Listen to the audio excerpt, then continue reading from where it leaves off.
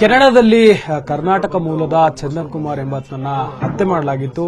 Shootout ಮಾಡಿ ಆತನನ್ನ ಹತ್ಯೆ ಮಾಡಲಾಗಿತ್ತು. ಆದರೆ ಆತನ ಕೊಲೆಗೆ ಕಾರಣ ಏನು ಅನ್ನೋದಕ್ಕೆ ಸಂಬಂಧಪಟ್ಟಂತೆ ಕನ್ನಡ ಪೊಲೀಸರಿಂದ ತನಿಖೆ ನಡೆದಿದೆ. ಮತ್ತೊಂದು ಕಡೆ ನೇಲಮಂಗಲ ಬಳಿ ಇರುವಂತಹ ತ್ಯಾಮಗೊಂಡ್ಲು ಬಳಿ ಇರುವಂತಹ ಅವರ ನಿವಾಸದಲ್ಲಿ ಈಗಾಗಲೇ ಅವರ ತಂದೆ ತಾಯಿಗೆ ಬಂದು ಗೃಹ ಸಚಿವರು ಸಾಂತ್ವನ ಹೇಳುವಂತ ಕೆಲಸವನ್ನು ಮಾಡಿದ್ರು. ಸದ್ಯಕ್ಕೆ ನಾನು ಅವರ ಪೋಷಕರನ್ನು ಮಾತನಾಡಿಸ್ತಾ ಹೋಗ್ತೀನಿ. ಅಮ್ಮ, ಈಗ ನಿಮ್ಮ ಮಗ ಈ ರೀತಿ ಆಯ್ತು ಅಂತ ಸುದ್ದಿ ಕೇಳಿದ್ರಿ, ಮತ್ತೆ ಎಲ್ಲರೂ ಬಂದು ಸಾಂತ್ವನ ಹೇಳ್ತಿದ್ದಾರೆ, ಗೃಹ ಸಚಿವರು ಬಂದು ಸಾಂತ್ವನ ಅಂತ ಹೇಳ್ತಿದ್ದಾರೆ. ಏನು ಹೇಳಿದ್ರು? ಮತ್ತೆ ಯಾರೆಲ್ಲ ರಾಜಕಾರಣಿಗಳು ನಿಮ್ಗೆ ಫೋನ್ ಮಾಡಿ ಒಂದಷ್ಟು ಜನ ಮಾತಾಡ್ತಿದ್ದಾರೆ, ಏನ್ ಮಾತಾಡ್ತಿದ್ದಾರೆ? ಎಲ್ಲ ಸಹಾಯ ಮಾಡ್ತೀನಿ ಅಂತ ಎಲ್ಲ ಮಾಡ್ತಾನೂ ಇದ್ದಾರೆ ಸರ್, ಅಷ್ಟೇ ಸರ್. ಯಾರ್ಯಾರು ಫೋನ್ ಮಾಡಿದ್ರು ಮೇಡಮ್? ಮಾತಾಡಿದ್ರು? ನನಗೆ ಗೊತ್ತಿಲ್ಲ ಸರ್, ಅವರು ಎಲ್ಲ ಮಾತಾಡಿದ್ರು. ಸರ್, ಇವತ್ತು ಗೃಹ ಸಚಿವರು ಬಂದು ಜಿ ಪರಮೇಶ್ವರ್ ಅವರು ಬಂದು ಸಾಂತ್ವನ ಮಾಡಿ ಹೇಳಿದ್ರು. ಯಾರೆಲ್ಲ ಫೋನ್ ಮಾಡಿ ಏನೆಲ್ಲ ಭರವಸೆ ಕೊಡ್ತಿದ್ದಾರೆ, ಮತ್ತೆ ಅಲ್ಲಿಂದ ಇಲ್ಲಿಗೆ ತರುವಂತ ವ್ಯವಸ್ಥೆ ಯಾವ ರೀತಿ ಆಗ್ತಿದೆ ಅಂತ?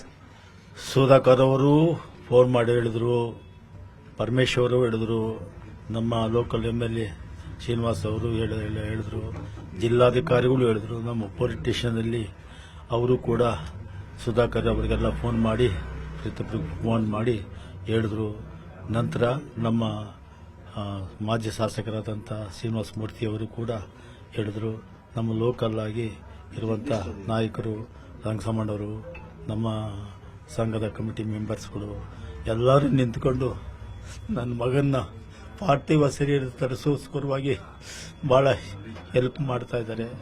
ಎಲ್ಲರೂ ಫೋನ್ ಮಾಡಿದ್ರು ಸರ್. ನಮ್ಮ ಪೊಲೀಸ್ ಇನ್ಸ್ಪೆಕ್ಟರ್ ಮಾತ್ರ ಮೊನ್ನೆ ಹಾಸ್ಯ ಮಾಡಿದ್ರು, ಓಲಪ್ಪ ಯಾವ್ದನ್ನ ಇಂಟರ್ ಕ್ಯಾಸ್ಟ್ ಮಾಡ್ರಪ್ಪ ಹಾಗೆ ಅಂತ ಹಾಸ್ಯ ಮಾಡಿದ್ರು. ಮೊನ್ನೆ ಪೊಲೀಸ್ ಸ್ಟೇಷನ್ಗೆ ಹೋದಾಗ ನೀವು ನಿಮ್ಮಗನ ಅಂತಂದ್ರು. ಬಹಳ ಬೇಜಾರು ಮಾಡ್ಕೊಂಡು ಪ್ರತಿಯೊಬ್ಬರು ಕೂಡ ಸಹಕಾರ ಮಾಡಿದ್ದಾರೆ ಸರ್. ಅಷ್ಟೊಂದು ಪ್ರೀತಿ ಗಳಿಸಿದ್ರು ಎಲ್ಲರ ಜೊತೆ, ಮತ್ತೆ ಸಾಕಷ್ಟು ಸಹಾಯ ಮಾಡ್ತಿದ್ರು, ಅಲ್ಲಿ ಒಳ್ಳೆ ಒಳ್ಳೆ ಕೆಲಸಗಳನ್ನು ಮಾಡ್ತಿದ್ರು.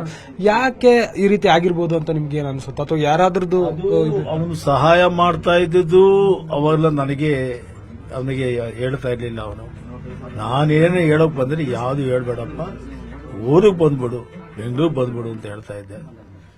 ಅದಾದ್ಮೇಲೆ ಆ ವಿಚಾರಗಳು ನನಗೆ ಹೇಳ್ತಾ ಇರಲಿಲ್ಲ.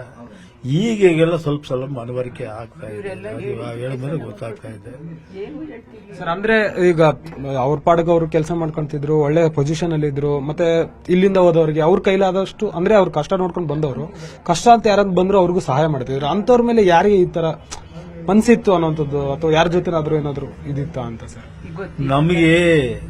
ನನಗೆ ಗೊತ್ತಾಗಿದ್ದು ಮೊನ್ನೆ ಏರ್ಪೋರ್ಟ್ಗೆ ಬೆಂಗಳೂರಲ್ಲಿ ಬಿಡಕ್ಕೆ ಹೋಗಿದ್ದೆ. ನಾವು ಏರ್ಪೋರ್ಟ್ಗೆ ಹೋಗಿದ್ದೆ. ವಯಸ್ಸಾದ ತಂದೆ ತಾಯಿಗಳು ಅಲ್ಲಿ ನಮ್ಮ ಹುಡುಗನ ಫ್ರೆಂಡು ಅಲ್ಲಿ ಫೋನ್ ಮಾಡಿದ್ರಂತೆ, ನಮ್ಮ ತಂದೆ ತಾಯಿನ ಕರ್ಕೊಂಬರಪ್ಪ ಹಾಗೆ ಹೇಗೆ ಅಂತ. ಆವಾಗ ನನಗೆ ಅವರು ಏನಪ್ಪ ಸಂತೋಷನಪ್ಪ ನೀನು ಮಾಡಿದ್ದು, ನಮ್ಮ ಮಗನ ಕರ್ಕೊಂಡು ಹೋಗ್ತಾ ಇದೀಯಾ ಅಂತ ಅವರು ಅಲ್ಲಿ ಹೇಳಿದ್ರು. ಆಗ ನಿಮ್ಗೇನು ಧೈರ್ಯವಾಗಿರ ಅವ್ನು ಫೋನ್ ಮಾಡಿದ್ರು, ನೀವು ಧೈರ್ಯವಾಗಿರಪ್ಪ, ನಾನು ನಿಮ್ಮ ತಂದೆ ತಾಯಿನ ಕರ್ಕೊಂಬಂದು ನಿನ್ನ ಸ್ಪಾಟಿಗೆ ಬೀಳ್ತೀನಿ, ಧೈರ್ಯವಾಗಿರು ಅಂತ ಹೇಳ್ತಾ ಇದ್ರು. ಆವಾಗ ನನಗೆ ಸ್ವಲ್ಪ ಇವಾಗ ಏನು ಅನಿಸ್ತಂದ್ರೆ ಪರಪರ ಸ್ವಲ್ಪ ಸಂಘಜೀವಿ ಅಂತ ನನಗೆ ಆವಾಗ ಅನ್ನಿಸ್ತು. ಆವಾಗ ನಾವು ಸನ್ನಿವೇಶ ನೋಡ್ಕೊಂಡು ನನಗೆ ಆವಾಗ ಅನ್ನಿಸ್ತು. ಸರ್, ಇಷ್ಟೆಲ್ಲ ಒಳ್ಳೆತನ ಇದ್ರೂ ಕೂಡ ಯಾಕೆ ಈ ರೀತಿ ಯಾರು ಕಂಡುಬಿತ್ತು ನಿಮ್ಮ ಮಗನ ಮೇಲೆ? ಅದು ಸರಿಯಾದಂತ ನನಗೆ ಕಾರಣ ಗೊತ್ತಿಲ್ಲ, ನನಗೆ ಗೊತ್ತಿಲ್ಲ. ಶೌಟ್ ಔಟ್ ಆಯ್ತು, ಡೆತ್ ಆದ್ರು ಅಂತಂದ್ಬಿಟ್ಟು ಫೋನ್ ಬಂದಿತ್ತು ಅಷ್ಟೇ. ಇದು ಆಮೇಲೆ ಇನ್ವೆಸ್ಟಿಗೇಷನ್ ಇದು ಕೇಳಿದಾಗ ಅದು ಪೂರ್ತಿ ಆಗೋವರು ಕೊಡೋದಿಲ್ಲ, ನಾವು ತಿಳಿಸ್ತೀವಿ ಅಂತಂದ್ಬಿಟ್ಟು ವೆಂಕಟೇಶ್ ಬಾಬು ಅನ್ನೋರು ಕೆನಡಾದಲ್ಲಿದ್ದರು. ಅವರು ನಮ್ಮ ಹುಡುಗನಿಗೆ ಬೇಕಾದವರು, ಅದಕ್ಕೆ ಅವರಷ್ಟು ಹೇಳಿದ್ರು. ನಮ್ಗೆಲ್ಲ ಇಂಟಿಮೇಷನ್ ಕೊಡೋದಿಲ್ಲ, ಅದು ಯಾರು ಒಬ್ಬರು ಕೊಡ್ತಾರೆ, ಅವರು ಕರೆಕ್ಟ್ ಮಾಡಬೇಕು ಅಂತ ಇದು ಹೇಳಿದ್ರು. ಅವ್ರು ಯಾವುದು ಇಲ್ಲಿವರೆಗೂ ಕೂಡ ಅದ್ರ ಬಗ್ಗೆ ಒಂಚೂರು ಮಾಹಿತಿಯನ್ನ ನಮಗೆ ಕೊಟ್ಟಿಲ್ಲ. ಅವ್ರು ಅಲ್ಲೇನ ಯಾರ ಜೊತೆನಾದ್ರೂ ಸ್ವಲ್ಪ ಜಗಳಗಳ ರೀತಿನ ಅಥವಾ ಯಾವ್ದಾದ್ರು ಅಂತ ಬಡಿಗೆರೆ ಅಲ್ಲ, ಏನಾದ್ರು ಹೇಳ್ಕೊತಿದ್ರ ಸರ್ ನಿಮ್ಮ ಹತ್ರ? ಏನಾದ್ರು ಒಂದು ಚೂರು ಹೇಳ್ಕಂತ ಅಂತ ಹುಡುಗನೂ ಅಲ್ಲ.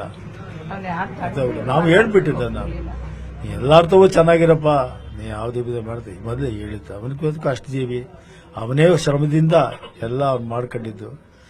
ಯಾಕೆ ನಾನು ಟೀಚರು, ನಾನು ಒಬ್ಬರು ಯಾವಾಗ ನಾನು ಎಲ್ಲಿವರೆಗೂ ಯಾವುದೋ ಒಂದು ಜಾಸ್ತಿ ಕೇಳಿದವನಲ್ಲ. ನಾನು ಅವನ ಮನಸ್ಥಿತಿ ತಿಳ್ಕೊಂಡು ನಾನು ಈ ಊರಿಗೆ ನಮ್ಮನಿಗೆ ಹುಡುಗಿನ ಕೆಲಸ ಕೊಡ್ತಿದ್ದಾನೆ ಇದು ಕೇಳ್ತಾನಲ್ಲ ಅವನೇ ಪ್ರಯತ್ನ ಪಟ್ಟು ಎಲ್ಲ ಅವನು ಮಾಡಿ ವ್ಯವಸ್ಥೆ ಮಾಡ್ಕೊಂಡು ಈಗ ಯಾವತ್ತು ಪಾರ್ಥಿವ ಶರೀರ ತಗೊಂಡ್ಬರ್ತಾರೆ ಅಂತ ಹೇಳಿದ್ರು ಏನೆಲ್ಲ ಹೇಳ್ತಿದ್ದಾರೆ? ಅದೇ ಜಿಲ್ಲಾಧಿಕಾರಿಗಳು ಪ್ರತಿಯೊಬ್ಬರು ಹೇಳಿದ್ದಾರೆ ಮೊನ್ನೆ ಶ್ರೀನಿವಾಸ ಮೂರ್ತಿ ಮಾಜಿ ಶ್ರೀನಿವಾಸ ಮೂರ್ತಿ ಹೇಳಿದ್ದಾರೆ. ಅವರ ಬೆಂಬಲ ರಾಜಣ್ಣವರು ಯಾವತ್ತು ಬರುತ್ತೆ ಅಂತ ಬಂದಿದ್ರಿಂದ ಇವತ್ತು ಬಂದಿದ್ರು. ಅವರ ಪರ್ಮಿಷನ್ ಶನಿವಾರ ಅವಳು ಬರ್ತದೆ, ಶನಿವಾರ ಭಾನುವಾರ ಬರ್ತದೆ ಅಂತ ಹೇಳಿದ್ರು. ಅಂತ್ಯ ಸಂಸ್ಕಾರದ ಬಗ್ಗೆ ಎಲ್ಲಿ ಮಾಡಬೇಕು ಏನೋ ಅಂತದ್ದು ಸಂಸ್ಕಾರದ ಬಗ್ಗೆ ನಮ್ಗೆ ಅಲ್ಲಿಂದ ನಮ್ಗೆ ತರಿಸಿ ವ್ಯವಸ್ಥೆ ಮಾಡಿಕೊಡಿ. ಎಲ್ಲಿ ಮಾಡಬೇಕು ಅಂತ ಹೇಳಿ ಏನಾದ್ರು ಮಾಡಿ. ಅಷ್ಟಿಂದು ಸ್ಮಶಾನ ಇದೆಯಲ್ಲ ಸರ್, ಅಲ್ಲೇ ಮಾಡೋದು. ಇದಿಷ್ಟು ಗ್ರಾಮ ಅಂತ ಇದೆ ನಮ್ಮ ಜನದ್ದು. ಇದಿಷ್ಟು ಚಂದನ್ ಕುಮಾರ್ ಅವರ ಪೋಷಕರ ಮಾತು.